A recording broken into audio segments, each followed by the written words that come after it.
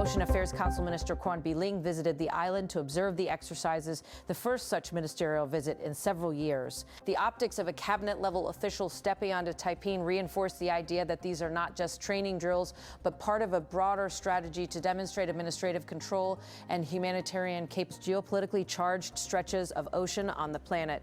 China, the Philippines, and Vietnam all assert claims that overlap with Taiwan's. The result is a dense, sometimes dangerous political fog in which routine Coast Guard patrols and environmental exercises can be read as acts of sovereignty. In that environment, Taipei has increasingly chosen to shape its presence through civil and administrative actions, search and rescue, pollution control, fisheries enforcement, rather than through heavy military posturing alone. The goal is twofold: to exercise practical authority on the water while framing Taiwan's behavior as response footage are the most immediately attention-grabbing. They show small, well-trained teams moving through narrow interior spaces and securing compartments on board a vessel. That kind of training can be used for maritime interdiction against smugglers or pirates. It can be used to inspect fishing boats for illegal activity, and it can be adapted to repel incursions or respond to suspicious vessels. In a contested sea, lane where rival claimants and state-supported fleets regularly shadow one another, the presence of a capable Coast Guard that is practiced at boarding operations is a signal. Taipei can enforce local rules when it chooses to, and it will. The message is subtle but clear. It is not a show of large-scale force, but a demonstration of operational competence and legal enforcement. Taiwan.news.com.tom.12/www.time.12/n/news/news/news/news. 6327?UDUM_source equals OpenAI. The search and rescue sequences project a different, softer form of authority.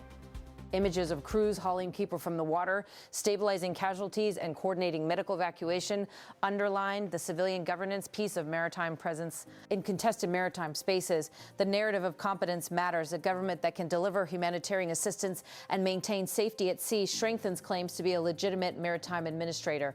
Taipei has used this framing repeatedly in the past few years, emphasizing NG stewardship and civil responsibilities, a strategy intended to win diplomatic and domestic legitimacy without directly provoking larger military responses.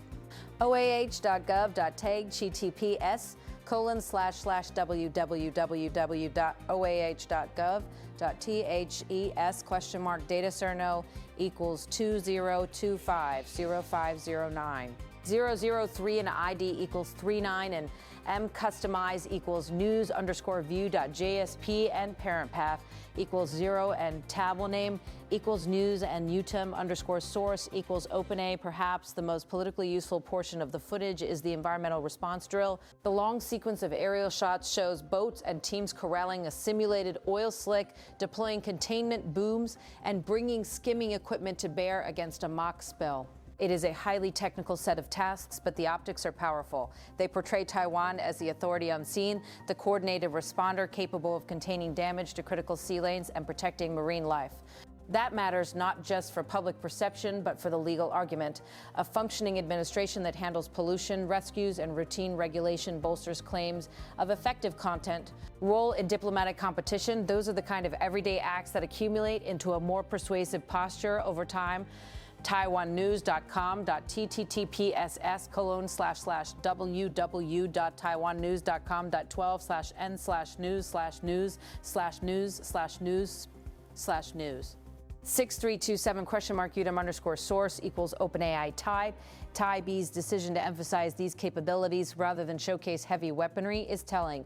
In the South China Sea, escalation can come quickly when actors mix military hardware with high-profile political gestures. The Coast Guard, by contrast, operates at a level that can be framed as law enforcement and civil administration. That makes it an ideal instrument for asserting presence while trying to avoid the flashpoints that accompany a full military deployment. It is a nuanced approach, one that relies on professional routines rather than grandstanding, and it fits into a broader pattern seen across the region of using non-military tools to reinforce claims. Our Wikipedia.org, https://n.wikipedia.org/wiki/coast_guard_administration_% 28 TIIWA, $29?UT. The regional backdrop sharpens the importance of such symbolism. Beijing continues to expand its maritime footprint, building and modernizing assets across the South China Sea.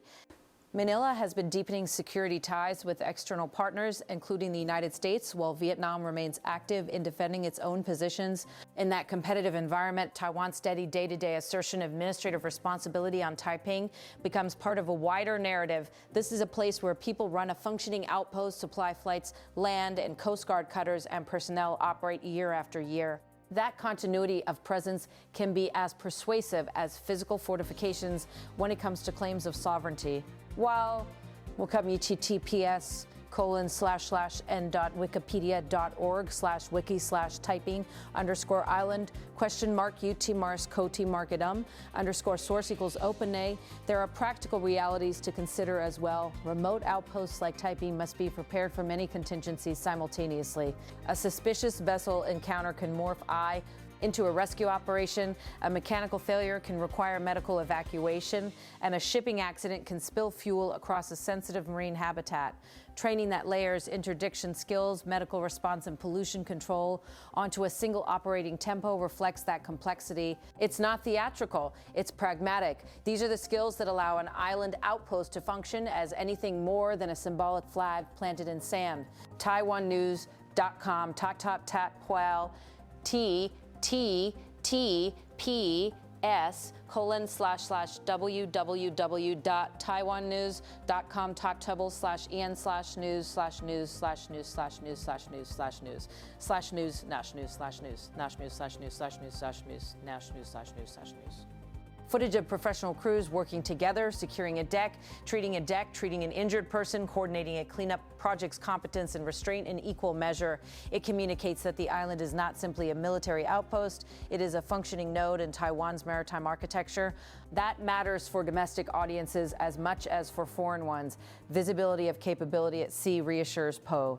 Speculations that maritime risks can be managed, while also demonstrating to neighbors that Taiwan intends to act as a responsible steward of regional sea lanes. oaa.gov.tup.com.com.com/n/home.jsp?data cerno equals 20250509.